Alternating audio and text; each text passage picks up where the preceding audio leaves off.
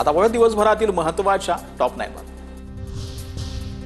येत्या 1 ऑगस्ट पासून यूपीआयच्या नियमांमध्ये होणार बदल, फोन पे, गुगल पे आणि पेटीएमच्या नियमांमध्ये बदल होणार, यूपीआयवरती बॅलन्स चेक करण्यासाठी येणार मर्यादा।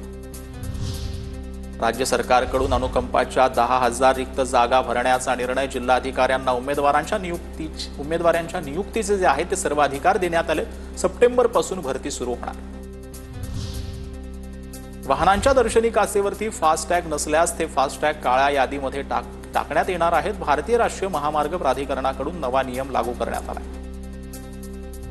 घाटकोपरमध्ये एका महिलेचा मराठी बोलण्यास नकार पाहायला मिळते। मराठी नाही बोलूंगी म्हणत महिलेची मगरुरी पाहायला मिळते। मराठी बोलणाऱ्या नागरिकांना हिंदी बोलण्यास सांगण्यात जे आहे ते महिलेकडून आलेलं आहे।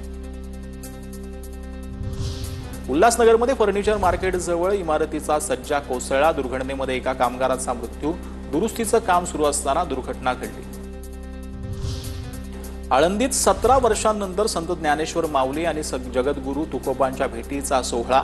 माऊलींच्या 750वा जन्मोत्सव आणि तुकोबांचा 375वा वेंकुट गमन सोहळ्यानिमित्त दोन्ही पालख्या आळंदी नगरीमध्ये दाखल। तुकोबा रायांच्या पालखीचा आज माऊलींच्या मंदिरातील कारंजा मंडपामध्ये मुक्काम असणार।